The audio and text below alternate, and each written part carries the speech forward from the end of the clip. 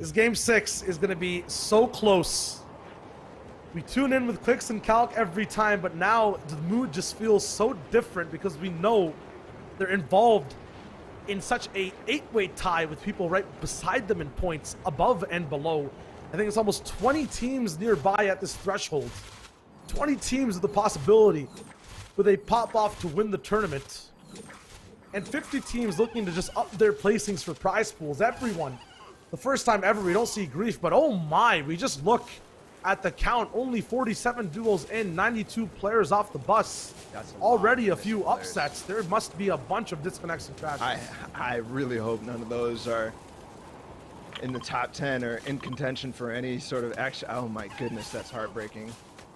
Clicks and Calc though, especially getting beamed off the spawn for Clicks, is going to be rough for him to recover from this. And I want to also put it out there right now. This could be, as we come off of the lows and go back up to the highs right now, Booga and Stretch.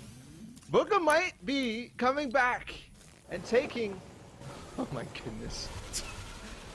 Since World Cup, he has struggled in grand finals. Yes. And people call him washed time and time again. Ridiculous to even entertain that thought. And here he is shutting everybody up. Of course, Stretch is leading the pack, but this duo, you know the insight of Booga is clearly contributing into this and how much these guys have played together. Finally, chemistry. Finally, mid-ground prowess. Peaking at the right time to be second place right now and hoping for the first win for Booga in a major tournament since World Cup. You talk about World Cup, you can't give away the meta definers, Mega and Dubs, because when it came to how to play, when it came to watching VODs of people multiple times qualifying, 5 times qualified souls and duels combined, Dubs, these guys know how to play the game. They practice almost every day. They're here at the rig, the drop spots broken down.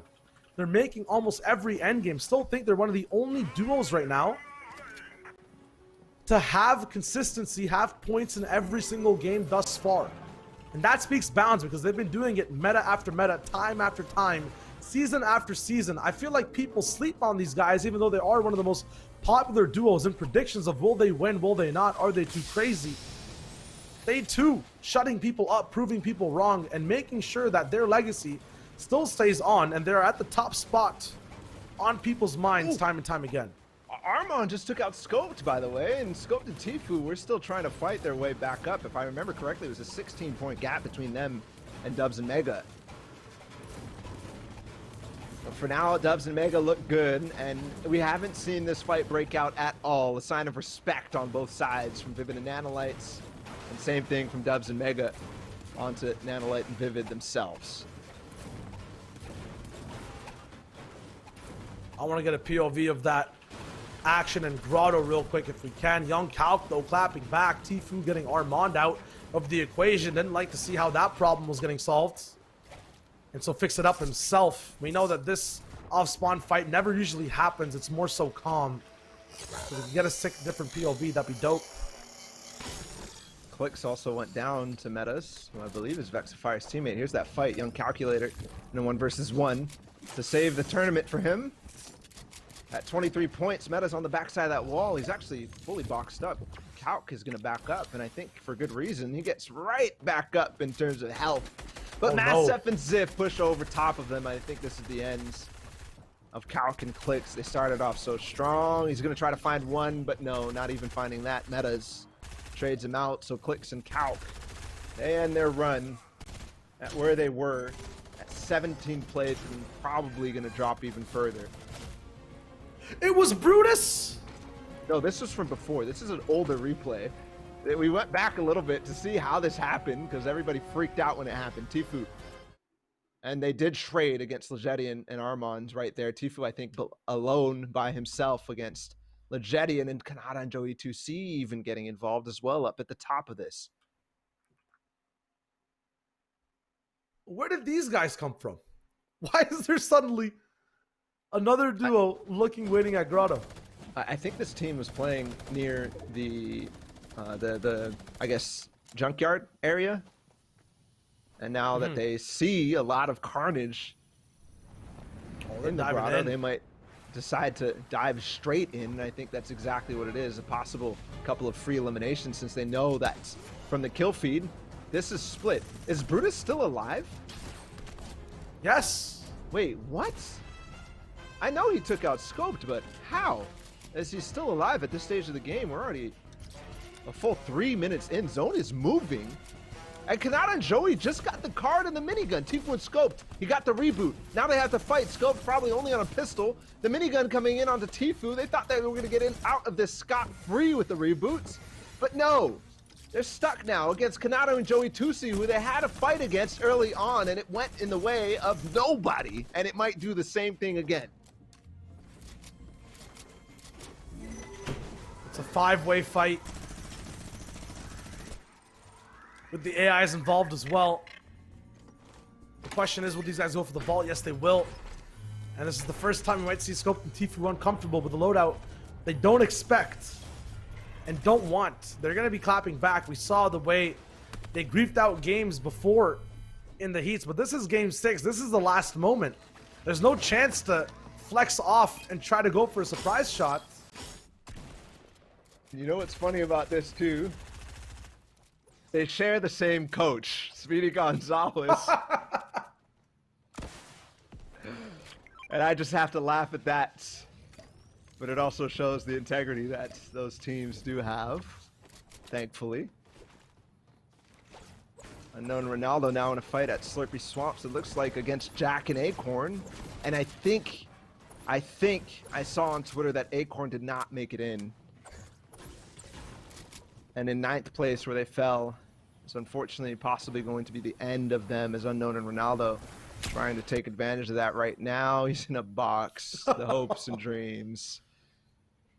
This is the classic answer for when your teammate doesn't make it in the game. We've seen it before. It's sadness, man. Top 10 taken away like that. But that means that there's another chance for someone who's 15 to 20th to take away that spot. Yeah. Although obviously their stakes not there, it gets even tighter for these other duos in this big tiebreaker to move up. Here's Zayton Saf, 36 points, just 8 behind the leaders of the region. They're gonna have some nice loot, but every movement and decision they make is gonna influence where they end up in endgame. That is a bad spot. We've seen it happen before. They're back against the wall. They might not make it. That being said, a good mid-ground spot. Some nice tags now. No issues of Storm Surge. Could we see the winners win again? It's possible. Zayton Saf, though. The curse of 4th places, which is where they stand right now. If you recall, World Cup, 4th place. If you recall, squads, 4th place. Oh, man. And I don't remember where they placed in trios. I think it was 6th. But hey. Man, oh man, would it be rough to see them in 4th again for one of the historically, and you gotta put it out there, greatest of all time duos. Here's Legedian and Armand, and looks like a fight against Strobe and Goosh. Trio's 4th place too. I just got confirmation from Prodigy Analytics. This fight definitely not super relevant. Goosh and Strobe have some say on the top 20. Now Elevate, oh, it's Elevate and Clarity G. I thought this was Legedian and Armand in this fight. No, this is a completely different way. He can disengage out the backside. My man gets away with his life with 4 points. Does that matter? Who knows? It's big implications because now them being this shambles will 100% grief into someone else's box. Ooh. Who that is at this side could prove so much because it's worth as much as a disconnect, right? You're just out of the game due to unforeseen circumstances, due to a duo that's here right now, that's left alive when they shouldn't be. Knight and Shark against Tifu. And I think it's a trade. Tifu got one of them and then get eliminated, but his scope's still alive. And is the hopes of Knight and Rogue Shark to take first this FNCS, is that alive as well? We'll have to see as nothing actually gets updated for that fight, so these guys have to move up and stay out. I said before, I didn't want to jinx it. These guys are not used to having that plain loadout game after game. We've literally seen them stay inside the grotto, stay near retail row for the longest time. Is it over? What? Yeah, I think this fight is over. I don't see anybody, and they're being So lackadaisical, so it must be. No, I don't know if they're out. Shark and Knight, they've got an Elim on the board, and they've got a launch pad. If they can just make it over, I'm curious. I think this might be a attempt to coastal rotate. But no heals. Yeah, you might be right. Does Knight have anything? We can switch to his perspective. They're going to go down south. And this is one of those rotates where you are all in. You can never turn back. You have to go this way. I think this is the replay we saw before scoped. What is going on at the grotto? Just like it started.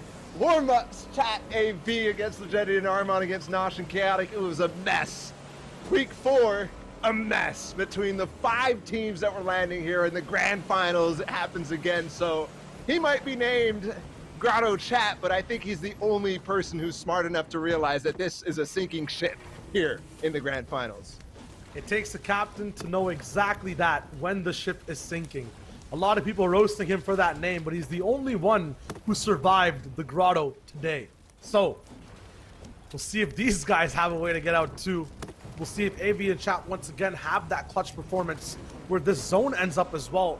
Speaks dividends to everyone else on the server. With 1 minute and 25 seconds left, will Shark and Knight survive?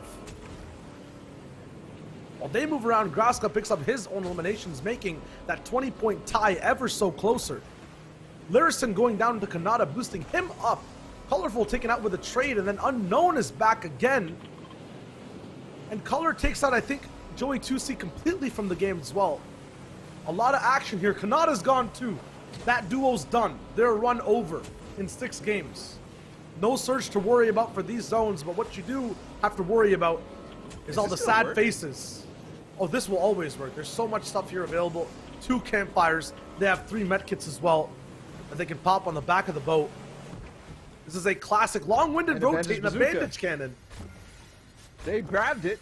This is going to work for Knight and Rogue Shark. They're going to get back in this game and healthy too. Back in the boat. And the zone pulled so far south that this made it possible. Look, you can even see the line, the white circle, not too far away. Yes, zone is moving. And we are going to switch to a 2-tick momentarily. Here's Zayt and Saf over towards that. This gives us a better view of what this zone is going to be, and I would love to see how this plays out going forward. We're not going to see a 3rd zone surge in this game, thanks to possibly, I would say, the Grotto eliminating like 15 different players. There's two places. Weeping Woods as well is where we saw that fight break out with Kanata, Unknown, and so many other players. You can see the spacing of duos. I don't think we've seen this before today in any of the grand finals. These many separate bases, not side by side. And there's a boom bow on the stretch. I can't pinpoint who it actually is. It's Vivid and Is it Vivid? It's different every game. Yeah. Off in the distance, they take a nice shot at to stretch. And it would be interesting to see if Vivid and Nanolite actually impact Stretch and Booga this much to make it so Dubs and Mega will win this one. There's the rotate. A nice beam from Stretch. 2 in a row. 20 tags from range. And he's RPGing. Nanolite and Vivid not happy about that one at all. Making sure that they have a tough rotate and also build for them a big base that they can hopefully get over. As we see, final game. There's Mega. There's Dubs up on that hill. Only a metal base. Is Dubs there? My biggest question. Because all I see is Mega. I mean, we saw their off drop. It was fine paying attention to the Elim feed. There was nothing that actually went wrong. But with 64 people, we might have seen an upset happen before we could have actually caught it. Looking and Stretch. Tuning in with them. I think this is the first time where they've made a fast rotation into a spot. Yeah, not on that sort of central island, I think. Again, a difference from what we've seen. And so southern, too, because the agency is way north of here. Yeah. They have the drum gun, so they definitely landed there, but exploring, doing their classical strategy of getting beams on the run. Yeah, but look at this. Look how many people are actually on the south side, which is the complete opposite of what you would think based on what we saw in the first couple of games. Oh my goodness, Knights playing a little risky, trying to get even farther into the zone. He's going to pay for it. Look at it, south side. This is not where this many teams should be. North side has nobody. Island in the center and the dam, nobody as well. So a flip, roles reversed, has the great on height, and there's Dubs and Mega together right underneath that. I would say it's a lot more difficult rotating south to north from here because we know how hilly that northern side is, and it's all uphill afterwards as well. It'll be a shooting gallery pretty much for anyone based up mountain goat style on the northern ridge. Wow. That's a basic stat. You can literally read it 5 times over. 3-horse race. We already know who are there at the top spot. Mega Dubs with the biggest chance, the shiniest horse to get through that gate. And now down to a 92% chance likelihood that a team in the top 5 wins. 92% chance. Dubs and Mega at the top of that with 26%. Boog and Stretch though close behind. And the top 3 teams, the top 3 teams 20% chance to win here. At least based on the projections from Prodigy Analytics, which again is based off of prior performances, which is based off of how they're playing today, which is based off what points are available and what other teams are most likely to get as well. And we'll remind you, sprinkle some reminders of the names of the teams who are here right now. We've been through Dubs and Mega, we've been through Booga Stretch. There's Knight and Shark still alive, Zayt and Saf surviving, Scented and Edgy thriving as well, I believe, in this game. We've seen their names at least once before. Those are the top 5. Haz and Avery are there right after that. Chap and AV, then Jamper and Paper.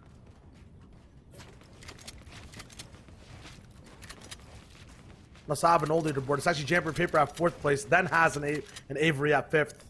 Zayt and Sav, Scented, Edgy, Chap and AV after.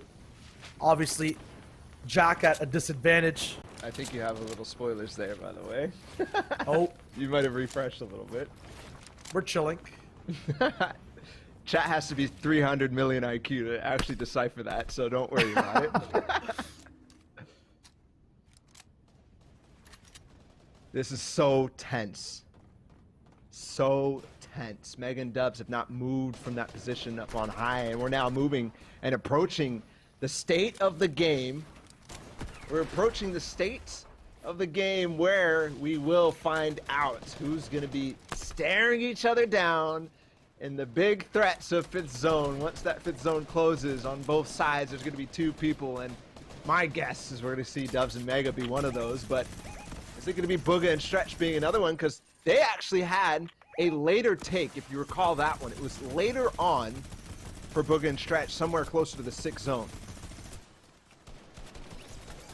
Now we'll see a low ground battle happen between Edgy and Scented and Knight and Shark. Scented out of the running, left all the way over to Edgy.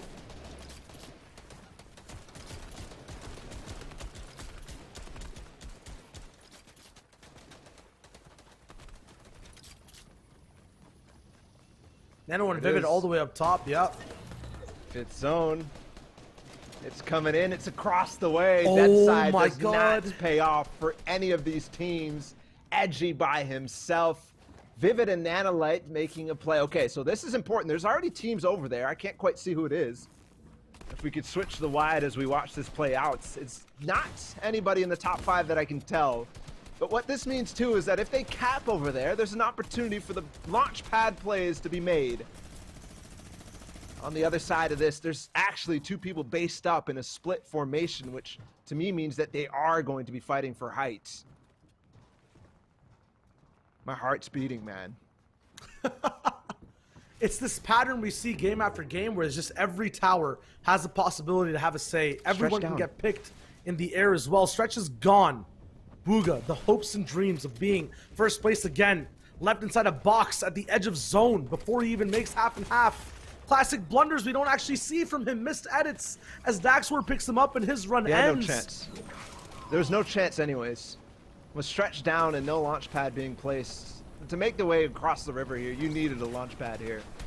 And I think they either spent it already or just didn't realize the position that they were in, hoping and praying. Kind of the whole thing about Season 2 with the launch pads is makes people gamble so much. Mega down to Tristan Hit, probably out the sky. And who's on height? It's Massef and Ziff, not even a team that we really expected. They've started to push themselves up, but here, Knight and Rogue Shark might be the only people who had that 20% chance, who are still as a full duo. I think Dubs is still alive by himself. Zayt and Saf in the background there too. This is a reverse situation. We never see these guys on ultimate low, especially when there's water. Once again on this side of the map near Misty, jumping straight back into Lazy Lake. So we could see the return of a city-based endgame, but for now, people will try to start to get back to land. Knight and Shark at the forefront of pressure with an RPG straight from Luca. I know it's above him. Who is that? Kaz and I think Crims. it might be Kaz and Crims, yes. Where's Mega? Where's Dubs? Did they get the pickup? Elevate to the side of him. He still has an opportunity to crawl back into top 25. Avery just landed somewhere up above this. And I can't quite see it. As they make it out the water, hopefully that sound does not continue. And it's up the hill too. This is such a difficult zone to play. As you will try as a solo though, with Clutcher's clarity and Elevate by his side, Rox gets his teammate taken down in front of his eyes and can't do anything about it. He'll work box to box trying to find his way up. My question is, who is on height? Damien finally taken out. Class on Zum and Hoax, both of them going down in an instant. It's Haz and Avery all the way at the top. Shark and Knight though looming close by. Zayt and Saf also alive. Everyone in the top 10, the top 5 is having a say here. The RPG coming up from Zayt and Saf. Is this their moment to take a game away, to take height? He's trying. Zayt clubbing up a few of his 90s to a tree. He goes up. Him and Haz in the same place. They do have it. Haz gives it up. It bounces back. It bounces back too, and they don't even break out all that wood layer that Haz the Great and Avery did make. Zayt, right now, clawing their way back up. Haz and Avery did have an opportunity there for a second, but Dub's still clutching. 47 points as he gets top 15. No white health. He can't take more than 2 ticks. He's got the heavy snipe. Whoa. Haz taken down from Zayt, and also Zaf now holding a split tarp from them as it goes right up the mountain. Dub's still in this though, and they need to take him out if they want to, or overtake him with eliminations. 42 points. These guys just need a few more to take that first place slot. Can it be Zayt? Can it be Saf? They jump up to 44. They get some of that placement all the way up at 10th place. Now 8th. Elevate goes down. Dubs on his own. Gets taken out 49. by Origins and Skittles. 49 is the point threshold to beat. Zayt has the RPG. He's going straight down. Waterfalls. It's AV at the bottom with Chap both still alive back to back. Blake and Assault in the box as well. Rox is surviving, but for how long? Here's the shots coming in. He's going to be taken out to the storm, maybe. Has floppers. There's Blake's grappler, never used before. And then he needs to try to get height. We'll see if it happens in one of these 6 games. Saf and Zayt are still alive here. Chap and AV held up. There's 4 duos left here, Balla. And the competition's not over. Chap and AV up as well, but they've got to clean this up in terms of eliminations too. There's Origin who gets taken out, and Saf on the pressure to Chap. He's going to do it, and I think that's it. I think they have now just been crowned grand champions of this season's FNCS. Saf and Zayt with a come from behind win as Dubs tries his best but cannot hold on.